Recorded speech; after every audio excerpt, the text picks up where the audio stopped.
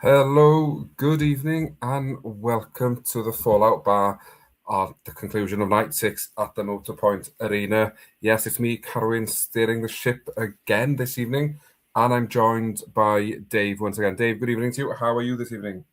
I'm doing great. How are you? Yeah, a little bit of everything tonight. This was an entertaining one after, I think we got maybe scammed out of a more fun night last week. Everyone looked a little flat. There was maybe a draft. Everyone looking forward to the UK Open, but tonight delivered and holy cow, if you showed me the state that each player was in going into the night, I think this would have been the last guy picked to win it. Yeah, it's strange, isn't it? We had a hobbling Welshman. We had a world number two telling the crowd to be quiet, waving at the crowd. Yeah, it was one of those evenings where we had a bit of everything, and the chat is already very busy. And yes, Maliki, you're probably quite right here. We'll have to listen to Carwyn banging on about Clayton for an hour. I'll try not to stretch it to an hour, but no promises. Gordon, Carwyn will be happy. Of course, he's happy, and Bobsy's in as well, and yes, very, very busy in the chat room as expected. But as usual, we won't talk about Clayton just yet. We'll go through the games as they are in order, discuss the highs, the lows, the disasters, a bit of everything, especially in this first game. And Dave, it's sort of a fixture I would have thought Josh Rock might have been looking forward to, thinking he may be able to kickstart something in this Premier League campaign. But I think the first leg sort of summed up his campaign, where he scored 180 with his first three darts, and then he scored 207 with his next 12. And it sort of set the sort of the tempo for the game, really. Never got going, bunting, comfortably-ish running out a 6-1 winner. Yeah, after I believe it was night 2 when we had Soapgate with Josh, where he was blaming the soap for, I think he averaged like 79. I came on here and I said I'm not right very often, but I was like I'm now worried. This is worrying. His throw looked weird. When he's missing, yes, he's finding 180s here and there, but the misses are drastic. It's not like he's wiring the single 20. Like he's almost hitting 12s and 18s with some of these darts. They are all over the place. And I just think it's getting worse and worse. And we said last week that this was the match, and the loser of this match, especially if it's a blowout, is going to be in a dark, dark place. And I unfortunately think Josh is there because I don't know what to make of this. This was ugly, 82 average. The scoring was, like I said, all over the place. The 1 out of 10 on the doubles did not look confident at any point, really, other than a few 180s that kept him from being in the 70s again.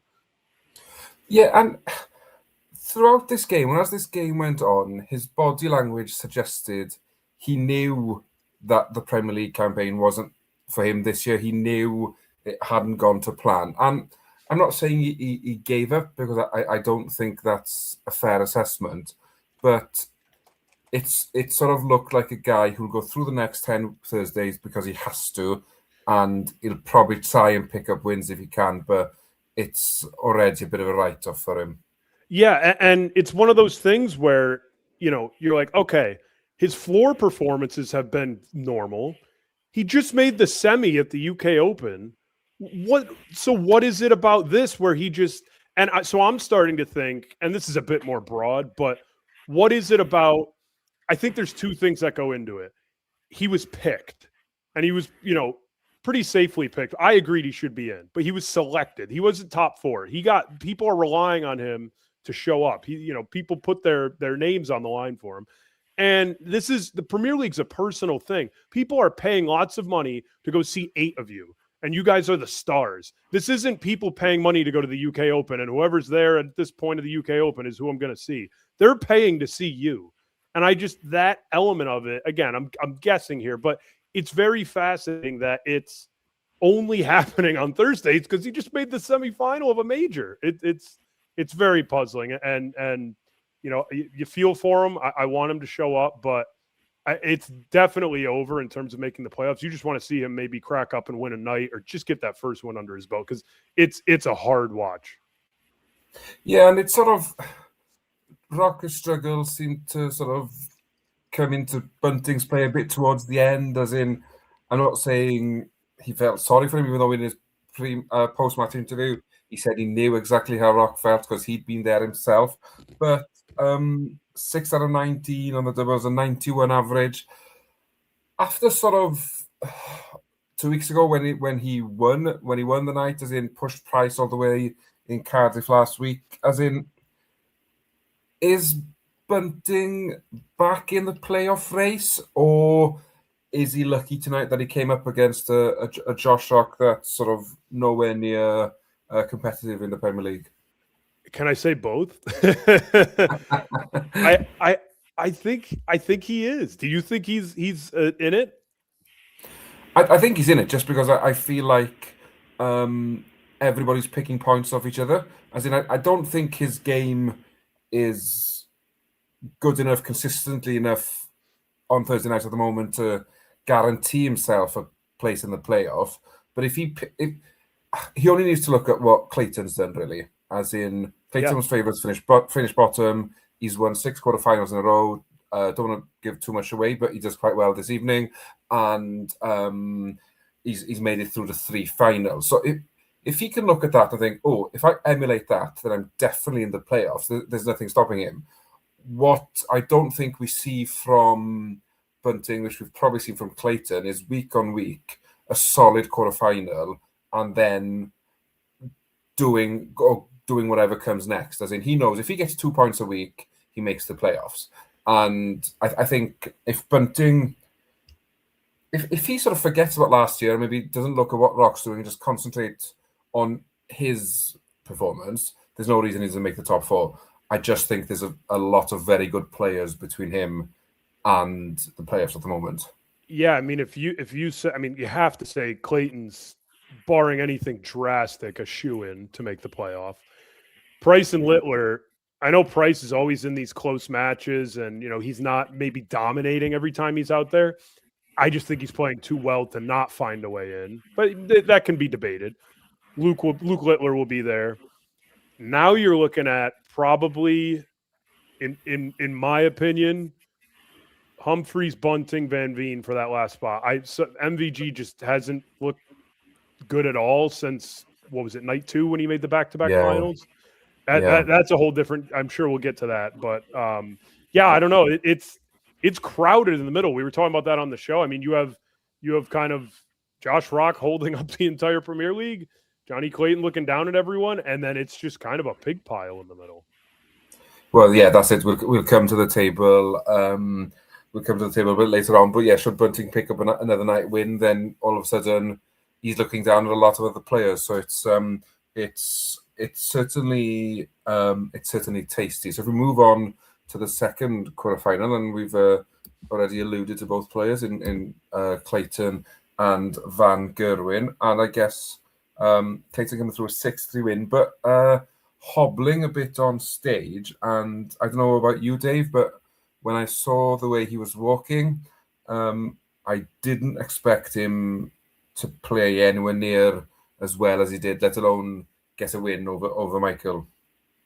I don't know if anyone else did it. I saw him hobbling on his walk-on, fired up my little account, my betting app, and I ripped right into Michael Van Gerwen. I was like, oh, this is easy. Of course. Like, he's going to win now. Did that 2 other times tonight. We will go on about how those went. But, yeah, I don't know. If you're Michael Van Gerwen, and I know Johnny's been playing incredible, you have Johnny Clayton on one leg, and you can't even, like, sniff him. We've been saying this for the last few weeks, really the last month since he made that final. And, I mean, he's got 8 points right now. And I believe he got all of those in the first 2 nights. Yeah. He got 5 for winning the first night, and then 3 for the second. Sat out with being sick and hasn't won since. I mean, he's the most out of form, other than Josh Rock. He's the most out of form player in the Premier League right now. And it's I don't know if it's like the hunger isn't there anymore. I'm puzzled. I'm really puzzled because it's just not that consistency we expect because he can still go up there and throw in a ton plus. We've seen it happen. Like he can, it's there. It's just not reliant anymore. And he's just, if he strings together more of these early exits where he walks up, looks disinterested, and puts up, 2 to 4 legs and loses and goes home empty-handed, he's going to be either vying for a spot in the playoffs in those last few weeks, or he's going to be, in 6th or 7th and completely out of it. And I think that's the issue, really, especially tonight. Because if you look at the way the draw brackets come out, you've got Rockford Bunting, bottom 2 playing first, Clayton MVG then. It's a huge opportunity for one of those to get to the final. I mean, you'd fancy whoever won this quarterfinal to make the final, just based on how the bottom 2 players have been playing. So for MVG to rock up and hit a 91 average, 3 out of 12 on his doubles, and just not really put up much of a fight from 2-0 up as well, to then find yourself 3-2 down against a one-legged ferret. It's just it's disappointing, and I think it does spell trouble for MVG. I don't think players are scared of him anymore. I think that fear factor's gone. I actually think most of the Premier League field wouldn't mind playing him in the quarterfinal, because they know he's got a wobble in him that, yeah, he'll be in the game for 6, 7, maybe 8 legs, but he'll give you a chance to break. And the old MVG you'd never dream of breaking his throw. It's sort of, you're clinging on to winning the ball and defending your own throw. So I think he's in trouble, but I think it also shows where Johnny's game is at the moment. I don't think he fears anybody, not that he should, but he's just got a very good win record against all the top players, and he just does it again. Another quarterfinal win and another 2 points on the board for him. Yeah, and kind of big picture on MVG, and I know it won't leak too much into this because this will be over in about, a little over 2 months here with the Premier League, but I mean, he skipped a lot of pro tours last year, which led to him missing out on the PC finals. He's defending like 2/3 of his prize money this year. He's sliding down the rankings, and it's just going to get to a point where I know he's shockingly only the 4th oldest in this field. I think we think of him as 10 years older than he is because he's been around for so long.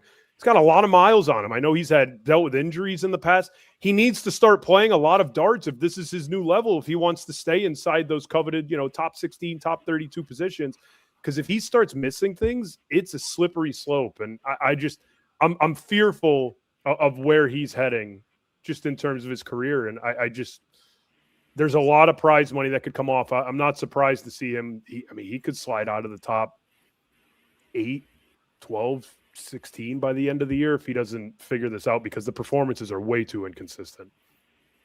I think it's interesting you make that point, because when you compare him to Rock, yes, Rock is having a torrid time in the Premier League, but he made a semi-final at the UK Open, as in the tournament that really matters for your rankings. He's going deep, where Van Gerwen sort of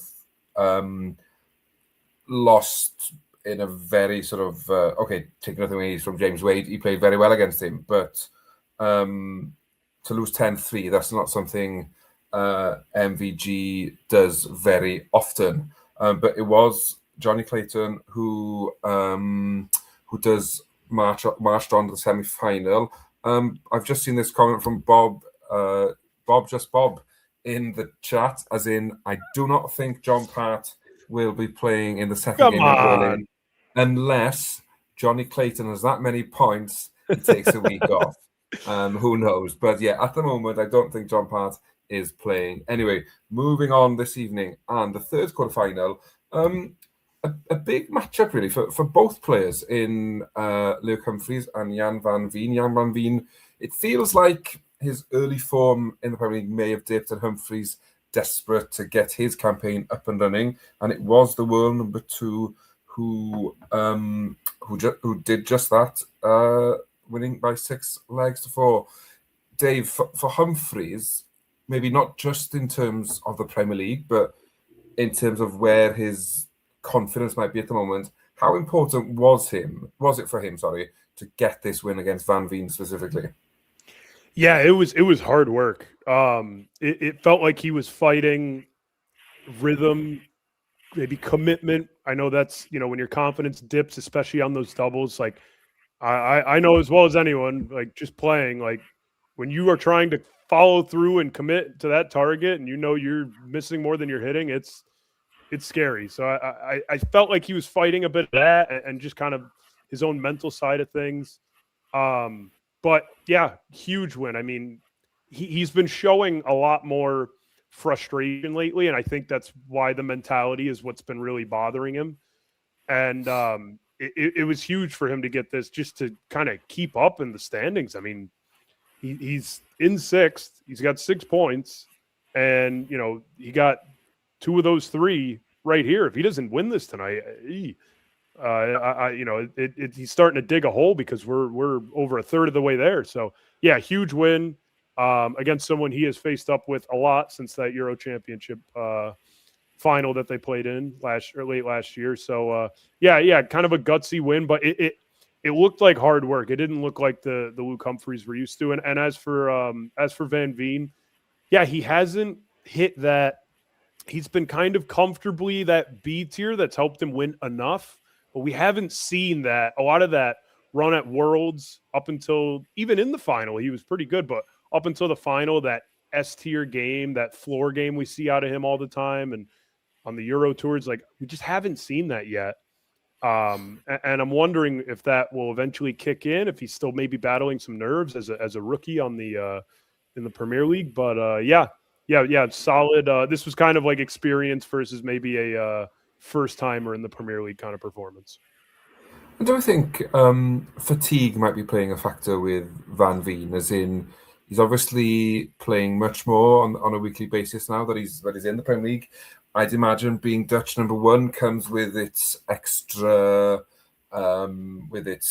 responsibilities, as in there's more eyes on him maybe than ever before, and that we've got to remember he's still only 23, as in his darting career, I guess, has been elevated within the last 6 months to a year, and that he's just had an off night. I think we all have them, whatever level we play at. Sort of the we can't be perfect every night, and I think he'll be happy with where he's at. As in, he's in the mix. He's where he probably needs to be, and there's no need to panic yet. But what he doesn't want to see is a mirror image of maybe what's happened to Van Gerwen in this campaign, where it's all gone wrong after a couple of weeks. Back to Luke Humphreys for a second. A few people in the chat have mentioned this, and I don't know if you saw the interview Humphreys gave. I think it was after his match with Van Veen. They were talking about his flight and his dart and his setup, and he said he changed his flights to not sort of worsen his scoring ability, but to help him on the doubles. As in, do flights make that much difference? As in, they didn't look to be that much of a different shape to me, Dave. But I must admit, I don't look that closely at flights often, so I don't know how much of a change there was in these flights. But it certainly seemed to help him throughout the evening, really. Yeah. So I think if I had to completely speculate and go into his brain, I think a lot of us are probably thinking the same thing, but he's been second fiddle to Littler for probably the past year and a half, maybe even 2 years. And he seems like it's starting to anger him. He's getting sick of it. And I think he just maybe thought to himself after Worlds, like, something has to change, got to start making adjustments. Like, what can give me that extra few points on the average or extra, dart that I need in order to, get over the hump against someone like Luke Littler and can continue to win events and get to these finals and play him. And I just wonder if this is one of those things where he's tweaking and it's just maybe going to take some time to get used to it, or he's got to just see what works, what doesn't. And I think this is maybe just part of that process where he's just trying to refine and retune and tinker and see what works best. The points I mean, this is three things I'm counting now, just in the last few months. He has the pause now, which they've mentioned on the broadcast, where he gets up here and he just stops for a second. He said it's helped with his accuracy and his aim and his rhythm. So that's working great. The longer points for the scoring, that's something. Now we have the flights. He's clearly trying to do something because he's like, what I'm currently doing is consistently falling just short of what I need to be doing in order to continue to compete and win majors. So I'm all for it. The cost of it might just be this little dip in form he's had in 2026, but I didn't really notice it. Maybe that is why the doubles have been a little bit of a struggle. But yeah, no, I'm all for it. I think it's great because just continuing to fall short at the last hurdle is probably frustrating him at this point.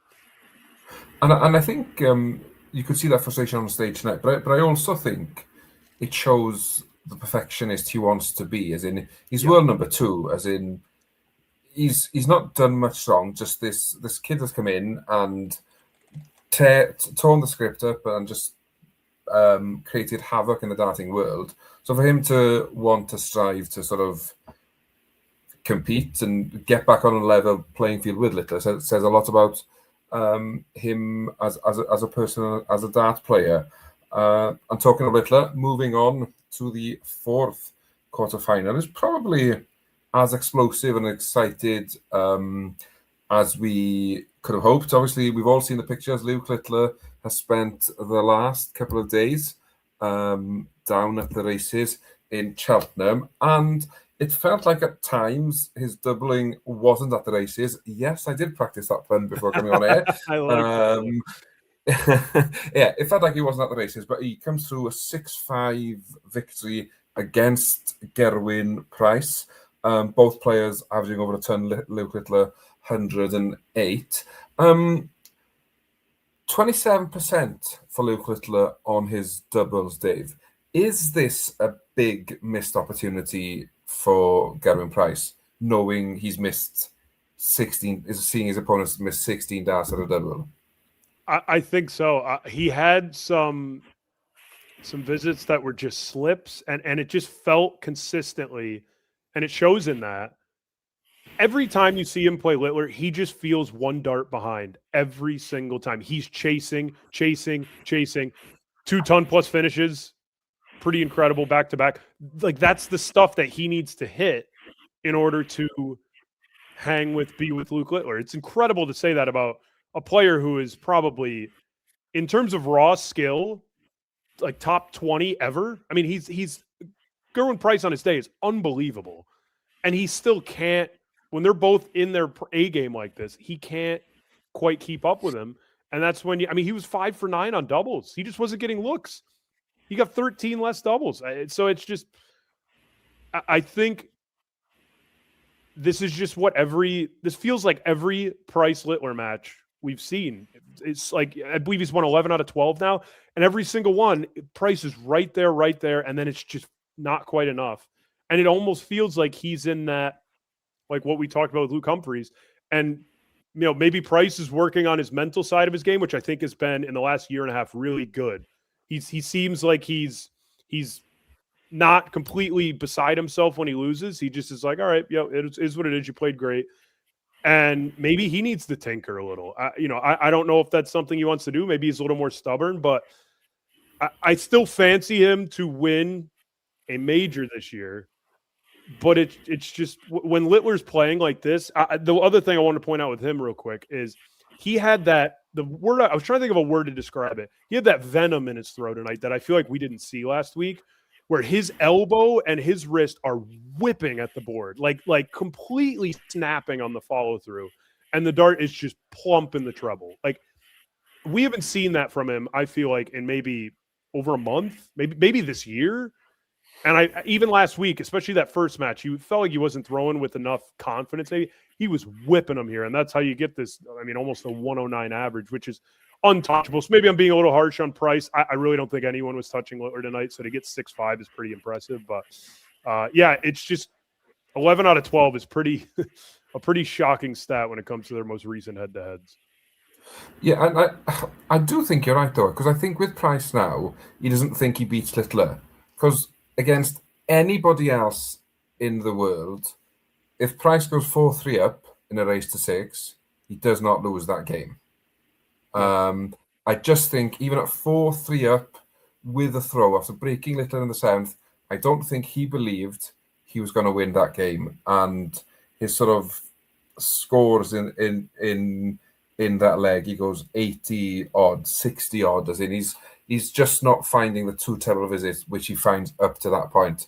And funny enough, then when he's chasing the last leg, he finds them again. But I don't know what it is with Littler. Price just cannot seem to mentally think he's going to beat him. Although we're saying that he's averaged 101, over 50% of his doubles, hits a 151 and a 152 checkout in consecutive legs. He's not played bad. It's just that Luke Littler carried on where he sort of where he's been really. That's 10 matches on a trot. He'd won. He'd won on the trot, and at this point, I will be honest, I thought Littler was going back to back because I didn't think anybody was going to touch him on night 6 in the Premier League. Moving on, semi-final time. So the first semi-final was a repeat, of course, of last week's semi-final when 2 weeks ago, sorry, when Bunting beat Clayton 6-0. Wasn't to be tonight, as the Welshman got his revenge, hobbling to a 6-3 win. For Bunting, a bit like Van Gerwen, Dave, shocking performance on the outer ring. It's almost as if they felt sorry for Clayton because he was suffering with gout. Yeah. Look, if you're Steven, like, we got to remember where we came from. We're going to take the 2 points and be happy with it. I mean, we were at 3 coming into the night. We're at 5 now, sure. But yeah, you won't get the you won't feel great leaving a venue going 3 for 21 when you certainly had. I mean, he had almost twice as many doubles as Johnny. Like, this was for the taking, and it goes to say, I was saying to you before we got on air, I think Dan said it a week or 2 weeks ago, that Bunting's just one of those guys right now, and it's unfortunately been this way since really the start of the Premier League last year. When he's got like a key double that he has to hit, maybe it's if the opponent's on like a tight finish, maybe he's got 1 or 2 more in hand, he's got 3 clear at it, whatever. You're watching, you're not seeing him throw, you're just waiting for the dart to come on screen, and you're just not feeling good about it. You're like, this isn't going to happen, is it? He's not going to hit it. And you hate to say that. I don't know if it's just a bottle thing. I don't know if he'll eventually get there. It's just going to take more time. But I mean, he's been playing for a while. He's been in these positions a lot, and I just 3 for 21's tough to see because it's really is there for the taking. And credit to Johnny, this is just how he plays. You give him the chances, he's going to rip right through you and take them, and that's exactly what he did. 6 for 11.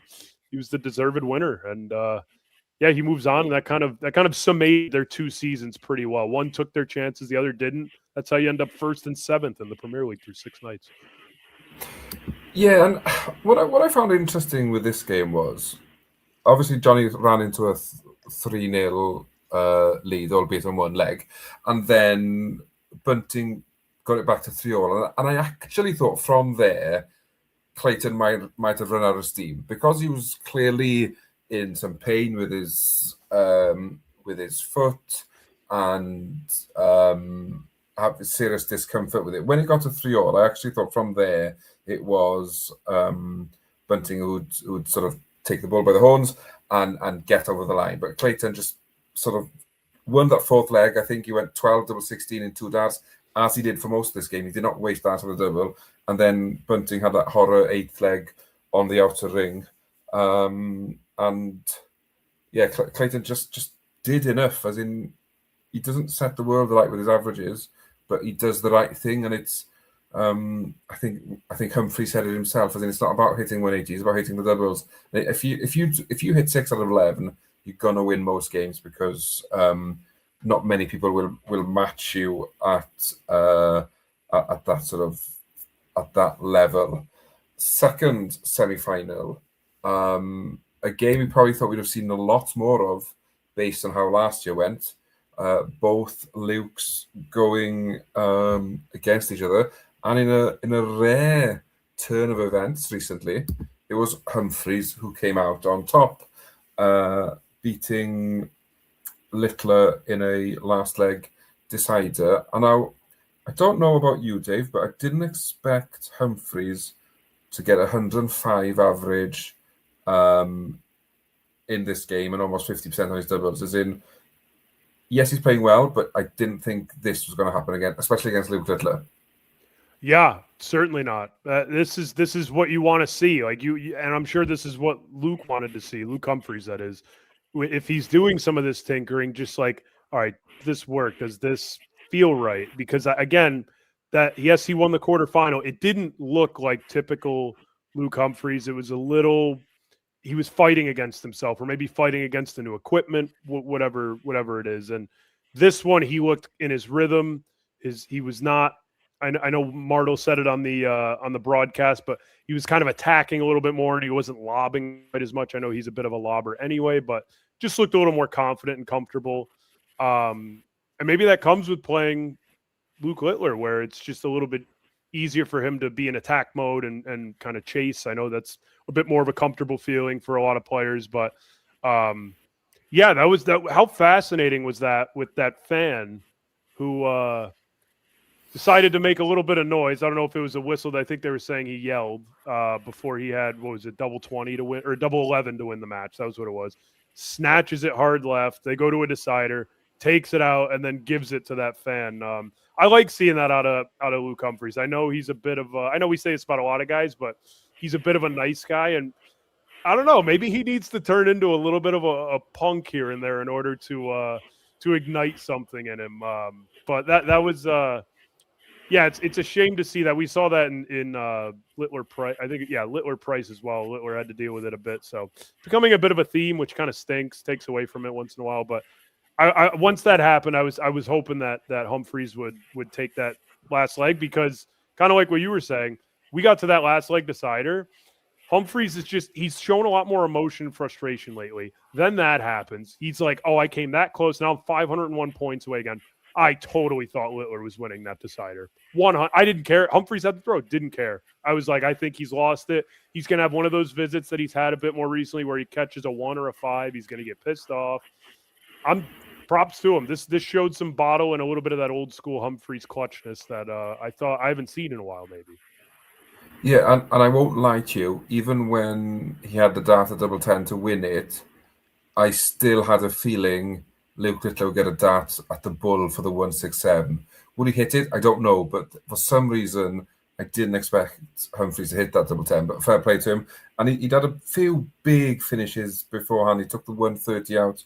He took 262 out, I think, in 6 darts. As in, he showed signs that when he's under pressure against Luke Littler, he can deliver the goods. And talking about the interaction with a fan, yes, I think Humphreys needs to show more of that. And I even think Littler encouraged him to tell him something. And I think the problem is now, obviously the Premier League, it sells out. You get thousands of people watching darts, 16 weeks on the trot.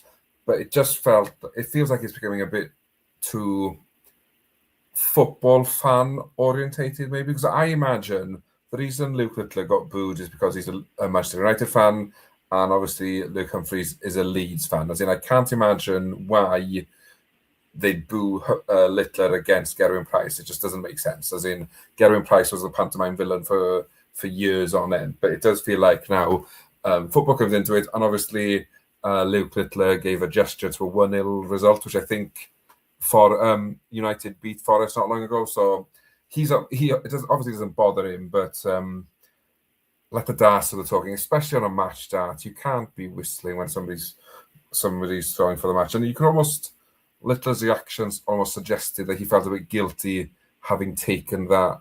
Was it 7 or 11? I can't remember. Out to win the leg, but 12 darts to win it, and shows that Littler is beatable. And I think for Luke Littler, obviously he's enjoying life. He's away from the hockey, and it's probably for that a bit of a nice reality check that he doesn't win every event that he enters, and that he is beatable, and that it just keeps him grounded as well, I guess. Yeah. I think I'm with all these tinkers for Luke Humphries. I hope he figures it out in time for the back half of the year when all these big things, or even like the match play, because I think this is obviously his target. I think his target is to win one over on Luke Littler. He's lost three consecutive major finals against him. He's lost 4 consecutive major finals, because if you include to Van Veen in the Euro Championship, and you could tell with each one, the more tired and frustrated he was getting. And you saw it even tonight against Clayton. And it's just a Premier League night, but it's a final. And I think he wanted to make a statement and win it and remind people he's still in this Premier League, because I think people forgot for a bit because he hasn't done much lately. And so these little flashes, I think, will give him more confidence, especially with all this tinkering, because you just don't know what's going to work and what won't. And so maybe this is just what we have to deal with, is a little bit of a dip, but it didn't show here. And so maybe this will become the new norm for him going forward. The Euro Tour this weekend will also be a good way to see if he sticks with these new flights, and maybe he also seemed, Bob mentioned it in the chat, much more in rhythm here. I don't know how much he was maybe ignoring the little pause, or he's still getting used to it. But he did look like he had a lot better rhythm, commitment, tempo, all those buzzwords, just with his throw in the match. And yeah, credit to him. He this is the best we've probably seen him on a night this year. Definitely, and I just want to thank Alistair as well for correcting me. Forest actually played tonight and lost 1-0, so that was definitely the reference Luke Littler made before walking on stage. Anyway, that meant we got to the final, and it was Johnny Clayton against Luke Humphries. And if you watched the dart, you'd have seen that every pundit seemed to think that Luke Humphries would get his first night win, 6th different nightly winner. Obviously, Johnny Clayton, as we've mentioned numerous times, fighting gout this evening, really struggling. And obviously, Humphries coming off the back of that impressive win against Luke Littler. But however, in true Premier League carnage style, it was Johnny Clayton who came out on top. Oh, we've lost the picture. There we are. Winning 6-1 against Luke Humphries, getting his second nightly win of the year, and extending his lead at the top. Dave, pretty much simple. 66% on the doubles for one, 12% on the doubles for the other, and that was pretty much the telling tale, no? Yeah, I think it's so funny. Like, Johnny walks up there, hobbles up there. He's this like happy to be there guy. That's been his whole shtick this whole Premier League. He's top of the table. Life's great. He's playing good darts. He's checking out everything he sees. Luke Humphries is like stoic. He just wanted to like go up there and beat the crap out of a fan. He's like tinkering with his game. He's like, I don't know. The difference in their demeanors is so. I thought it was fascinating in this final. And then Luke, obviously, losing 6-1 will get anyone, especially in a final. But he was showing more of that frustration, and I just wonder if that's starting to tire him out a bit. Like, it feels like he's losing patience, and I was kind of rooting for him to maybe just get over the line here, to get him back to normal, because he would lose the one-off major final or big match back then, and he would be such a good sport about it. Not that he's not being one now, but because he was winning in between all of that. And now that he's just hasn't gotten his hand on something big in a while, even just a Premier League night, it's starting to really get to him. And that's, 1 for 8 on the doubles. So the doubling trouble is kind of come back a little bit in this match. And Johnny took out everything he saw, 6 for 9. And I'll be transparent. If I was Luke and I'm getting thrashed like this, and my opponent is literally unable to walk back to the front of the hockey to throw his darts, that would just anger me even more. I'm like, I'm losing to this right now. So Yeah, no, all the credit to Johnny. That's an unbelievable to show up the way he did, dealing with the gout in his ankle and freaking win the night. So all credit to him. I didn't see it coming. I had him losing all 3 of the matches he played in, and here we are. So I'm the loser. I didn't think he was going to make the playoffs as of like even 2 weeks ago. Now I don't see how you see any other outcome. Yeah, and just to touch back on what you say about Luke Humphries there, I think what makes matters worse and things aren't going your way is you miss a dart at the bull for 1-2, 4, your opponent checks out. He leaves himself 19, you're on tops, he checks it out. You've left yourself on tops, he takes out the 1-4-6, as in, and then in that last leg, I think at one point he was about 200 in front, and he just could not hit the double. And I know at 5-1 down, it's hard to motivate yourself to hit that double. But whatever Humphries tried, Clayton just had an answer for him, and it was the perfect night for Clayton, really, with how the results have gone. As in, we'll go through the table. I haven't got the image of the table, but yeah, if we start at the bottom, Rock still pointless. Without a win, do we see him winning at all, Dave, or is it a case of it might be a winless campaign? So I won't say winless because there's so much left, but we talked about this last week, and I was trying to emphasize how important this match was for him tonight, because his next run of fixtures, for those who weren't here last week, Gerwin Price, night 7. Night 8 is when they format it based on the table. Then he has Johnny Clayton, who is top of the table. Then he has Gerwin Price again. Then he has Bunting. So those next handful of nights are tough. Then he gets Bunting and MVG. I mean, he's going to be out of it by then. He's already out of it. I think for him, the takeaway is just, let's try to win a night. And maybe the first takeaway is, let's just win a freaking match and see what happens from there. He's in like the exact spot Steven was in last year, where he's completely out of it. And now you're just kind of racking up there playing for pride. Maybe that'll help. Maybe that'll take some of the pressure off. And I still feel like, and I said this the night it happened, so I can say this. Like, I'm not trying to sound like I'm right about everything. I'm wrong a lot. I was wrong about Johnny Clayton tonight. I don't think that 9-darter helped him at all. I really don't think it did. It was awesome. I wouldn't trade it if I were him. If you offered him 6 nights, no wins, but you hit a 9-darter in your home country, he'd probably take it.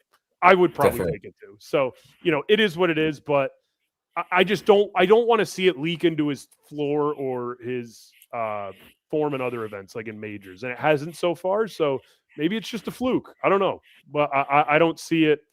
I don't see it coming next week against Price. And then night 9, Clayton, night 8, probably.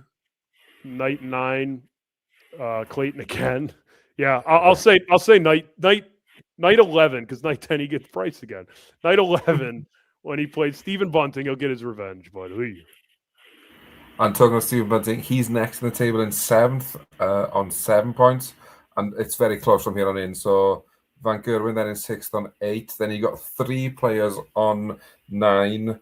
Humphries in 5th because of 5 matches won. Van Veen in 4th because he's won 6 matches. And Price in 3rd because he's won 5 matches but has got a nightly win. Second place then, a little bit of breathing space, not much, is Littler on 11. And then leading the way, 2 nightly wins, 11 matches won, 19 points, is Johnny Clayton. As in, unless he falls off the face of the earth, I think Clayton's pretty much in the playoffs, because I think there's too tight in the bottom. I think Littler will probably get there, and then pick 2 names out of a hat. So I'm surprised to see this. Again, they're a guide. They're not everything. Steven has the 3rd highest average in the competition behind the 2 Lukes at 99.51. If I had to pick one guy at cost, so you probably get him at a pretty good number, to make the playoffs the way things stand, I think I'd pick Steven. Just based on he's looked decent. Again, the outer ring was bad tonight. I think everyone gets maybe one of those once in a while. I know his are a little bit more often, but he's looked better. The scoring has been pretty good. He's right there. The way it's laid out is kind of great for him because the points are so spread out. He's only 4 points out of it. He's playing better than MVG right now. I don't think, Price is up there. I don't think he's a lock. I think the only locks you could comfortably say right now are Littler and Clayton. And then after that, I mean, you never know. So it really is incredible that it feels like it's, five guys for 2 spots. It's close. It's close. It's gonna get tasty. Before we look too far ahead, it's time for you all in the chat room to get involved because it is.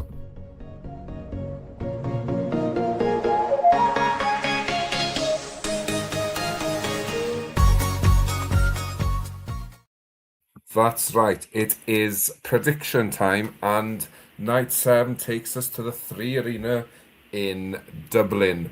This is how the quarterfinals line up. Van Veen v Van Gerwen, Bunting the Littler, Rock v Price, and a repeat of tonight's final in the last quarterfinal, Clayton v Humphreys. Don't forget, we don't like people sitting on the fence. Get your scores in, get your predictions in. We'll read them out. We'll both try and predict and probably get them all wrong. And yeah, we'll see how we will get on. So Dave, if I come to you first, Van Veen versus Van Gerwen, Battle of the Dutchmen. How do you see this one going? This is a great way to. I feel like the best matchup you can get in the Premier League, at least in the regular season, if you will, is 4v5. I mean, that's like perfect. You just get these 2 guys who are right in the thick of the hunt for the O2. I feel like I have to take Van Veen just because I need to see it from MVG, and he's so difficult to predict because you just don't know which version of him is going to show up.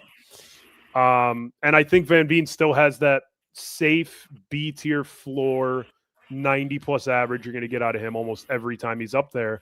And unfortunately, right now, that might be enough to beat MVG. So I'll take Van Veen. I'm going to take him. I think we're going to get a little bit better than that out of him. So I'm going to go 6-2.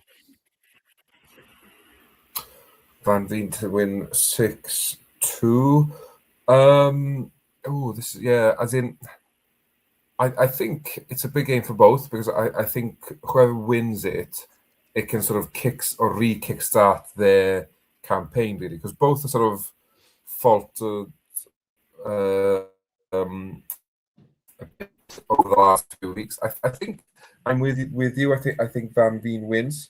I think it might be a bit closer than you've gone. I'm going to go 6-4 Van Veen. Right, let's see what the chat room is saying. Alistair came in first. He's gone 6-5 Van Veen. Bob 6-3 to Van Veen. Gordon's with me 6-4 to Van Veen. Bobsy says, first of all, best venue in the Premier League will be a loud crowd. Bobsy, I think you went last year. Are you going back again next week? And he's also come in with his prediction, Van Veen to win 6-4. So yeah, we're all on the Van Veen train there. Interesting. I think that how often you've got people or nobody predicting a MVG win, it seems something of a very distant past. Second quarterfinal, 7th v 2nd, Stephen Bunting against Luke Littler. I'll go first this time, Dave, because I think this is an easier pick. And yeah, I think it's hard to see anything apart from a Luke Littler win, as in Bunting slightly improved, but I just think he'll have too much for Stephen Bunting, and I think he wins comfortably 6-2. Oh, now I said that about the playoffs, and now I want to do something weird and pick the upset. I'm not going to do it. I'm going to really regret it if he does win and that I wimped out. But I'll say I'll say 6-5 Littler, but I think Bunting may get out to like an early lead and then kind of unfortunately do what he's done a handful of times and kind of let it slip away. Luke looked awesome tonight. It was something in the throw. He had that like blank stare at the board that he gets when he's like completely flow state dialed in. He was snapping. Like it just looked like prime version of him. Not that he's not in his prime, obviously, but I thought he looked really, really solid tonight, and we'll see. Actually, I was going to say we'll see this weekend. I believe he is not in the Euro Tour this weekend. No, I'm sure. Positive. I'm sure I saw somebody mention something in the chat as well that he was off to the horse racing again tomorrow. So Okay, if that's the case, I doubt he'll be. yeah. That he'll be making the trip over for the Yeah, Euro Tour then. I'm looking here. He. I remember when they came out with the qualification and all that. They said he was not coming. So so he's got the weekend off. So he'll be fresh. Steven will obviously be there, so that also might play into it a bit. I'll go 6-5 Littler though. I think Steven's shown a little bit the last few weeks. 6-5 Littler. I'd imagine the chat might be a bit more one-sided this time than it was last time. So I think Bobsy was in first this time, and yes, Bobsy is visiting Dublin again, the 3 Arena next weekend, and he's gone Littler to win 6-2. Alistair, same scoreline, 6-2 to Luke. Gordon giving Stephen an extra leg, 6-3, and Bob is just Bob, not giving as many legs, 6-1 to Luke Littler. Right, third quarterfinal, Josh Rock versus Gerwyn Price. Is there any hope at all that Rock gets that 0 turns to 1 in the win column? No. I don't know. I like having a little fun with these because it's so easy to just, pick whoever's the favorite. This one I almost want it to happen because if he can pull like this win off, suddenly he's going to be feeling good, and maybe Clayton or Humphreys feels really beatable in the next round. You never know. Like it comes out of nowhere. We saw it again, Steven on night 9 last year. Nobody would pick them. Like it just happens. The issue that I have is that Steven last year, you could squint and see it. He was close in a lot of these. He was averaging in the mid 90s. Like he was there, and he was kind of running into a brick wall out of those nights where he was playing guys who were just playing out of their shoes. That's not happening here. Like Josh is playing bad. The only saving grace is that he's played well outside of the Premier League to start the year, and he just made a major semifinal. I can't give him more than like 3 legs here at most. That might even be high. But the other thing that I think we underestimate with Price is that he just has. I feel like one of the highest floor games in terms of his lowest outcome in terms of average is like 90. Like his worst performances are still pretty good, and that's what you look for in guys going up against someone who's maybe playing a little worse, is that they're going to be able to still show up and grind it out. And I just think that's what Price has become with this kind of new mentality. So I'll say 6-3. Yeah, I think because I think every week I've predicted that Gerwyn Price will always be in a 10-leg thriller in the quarterfinal, but I don't know. Does Rock get 4? As in, I feel like he would need to play better than we've seen, or much better than we've seen anything in the Premier League, and for Price to have an off night. At the moment, Price doesn't have those off nights often enough for me to see that happening. So I think I will continue with a 10-leg thriller because Price does fall asleep for a leg or two, and Rock will score at some point. But I do think Price gets through 6-4. Right, let's see what the chat room is saying. Bobsy was in first again this time. Price to win 6-1. Comfortable for the Welshman. on Irish soil. Gordon, Price 6-2. This is interesting. The disagreeing stats. And thank you for apologising, Alistair.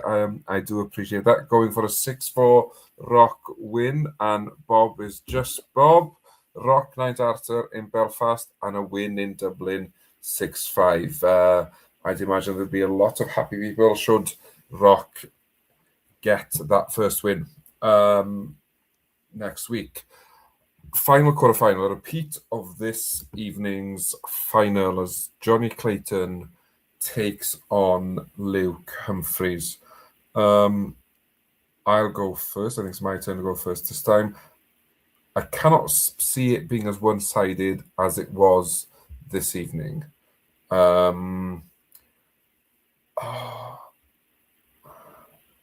the same, as in, it wouldn't surprise me if Humphries won, but I cannot for the life of me go against Johnny Clayton.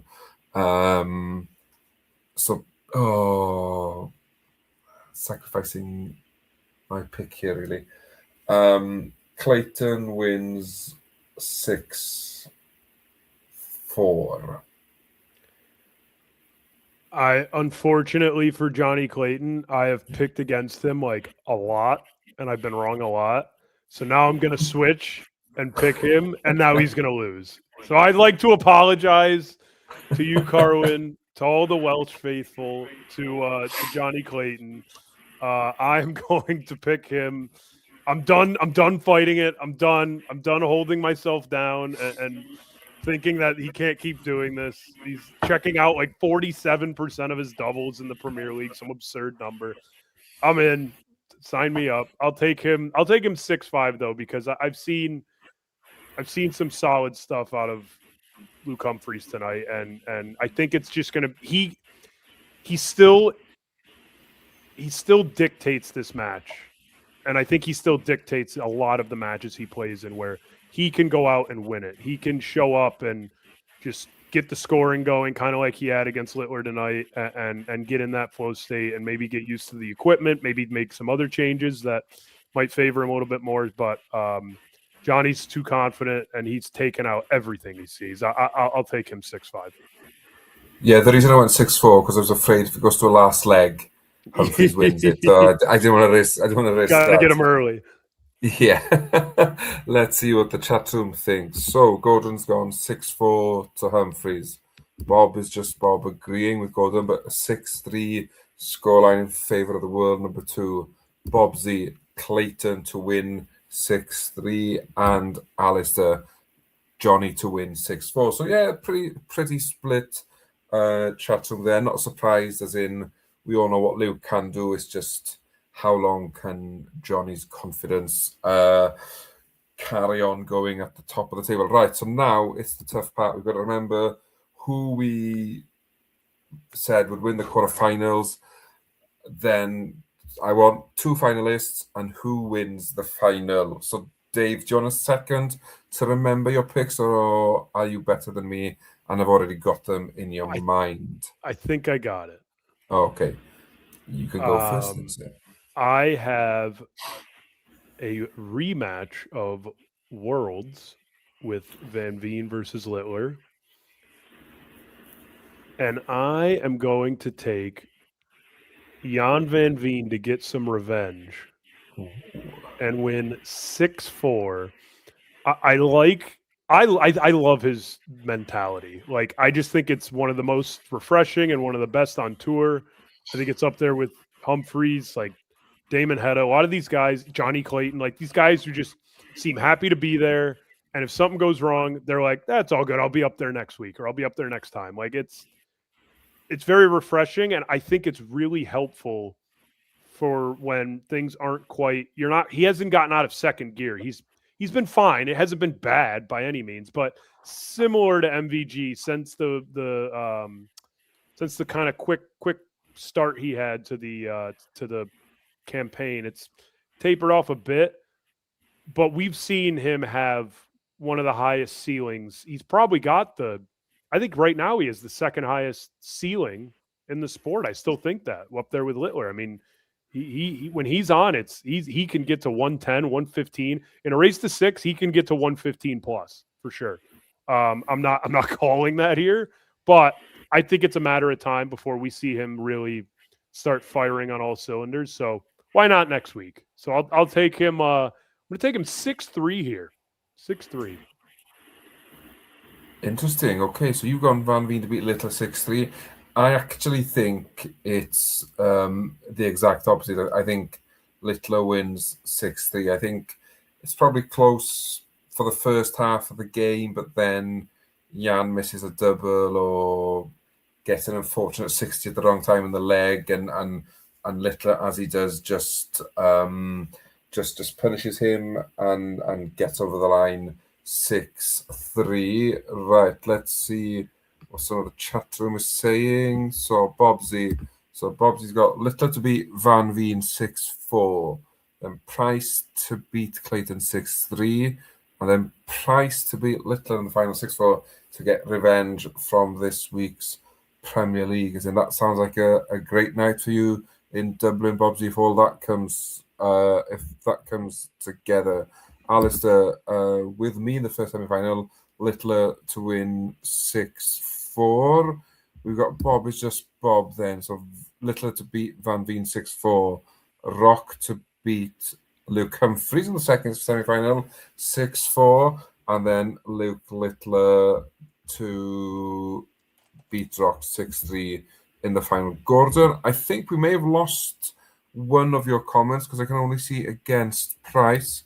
So I'm not sure where your previous comment has gone to. Right, second semi-final, whilst Gordon gets that other comment back through, I'll go first. All Welsh battle for me. I actually think Price wins it. Just because he lives rent-free, unfortunately, in Johnny Clayton's head.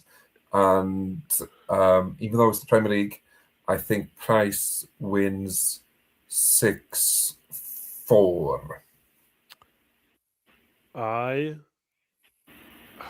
There's no way. There's no way he gets to another final. I want to say it. I don't know. It is the Price Clayton. That might be the most common matchup we've seen in the Premier League this year if we get it again.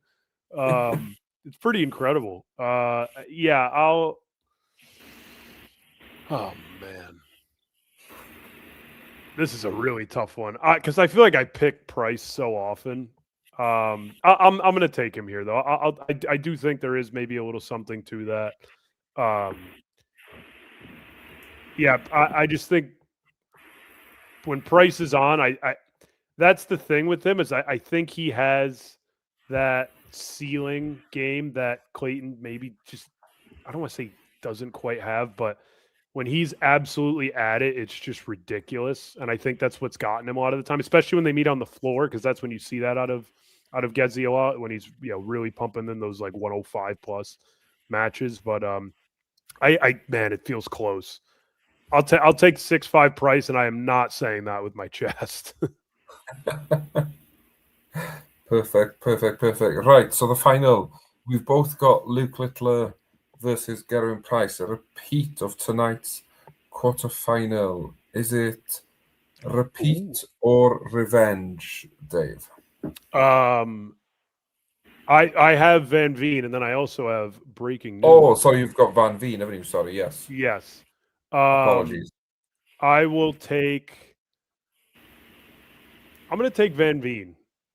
I'm going to take him 6-4, both ton plus. I think this could be a really good one. Because again, two guys when they're both at it, man, it's fun to watch, and I think we'll get something along those lines. I just feel like Van Veen's this kind of ticking time bomb, like because people I think are quickly forgetting the back half of last year how freaking good he was. And I think that's eventually just going to show its head, and that'll be another thing to just kind of muck up this middle of the standings. Is if he wins a night, suddenly he's climbing up into the upper echelon with Clayton, and eventually maybe Littler gets there, and then the points become more and more scarce for everyone else. So yeah, I'll take Van Veen to win the night, and I believe he has not won a night yet. Has he won? No, I don't. He got to No. a final, right? Or Yes, yeah, he got he night one. Night one. He lost to Van Gogh in night one. Yes, yeah. I've completely forgotten that he's made 3 finals. That's unbelievable. I forgot all about that. Yeah. So I think it's a he matter of breaks. time. Yeah, I think it is. I really think it is, and I think he takes care of it. I think he's just getting settled, and I like his mentality. I think his throw looks good. He looks confident up there. It's just not quite gone his way, but yeah, I think he gets his first nightly win, and that would give us 6 out of the 8 players in the Premier League having a nightly win. One of the 2 being Luke Humphreys without one. That would be Crazy. astonishing. Nobody would have predicted that before week 1. Well, I think next week it's a case of repeat for Luke Littler, and he gets past price 6-5, which helps Johnny Clayton. And despite going out in the semi-final, I think that he still has a healthy lead over the chasing pack. Maybe not Littler, but apart from that. Right, a few comments have come in here. Where have they gone? So Gordon 6-5 to the Nuke against Gerwin Price, and Alistair's gone 6-4 to Luke Littler against Josh Rock. Alistair did a bit something similar to me, I think, and forgot who he's picked. And yeah, that brings us to the end of night 6 as a hobbling ferret extends his lead at the top. Dave, as usual, thank you very, very much for your company.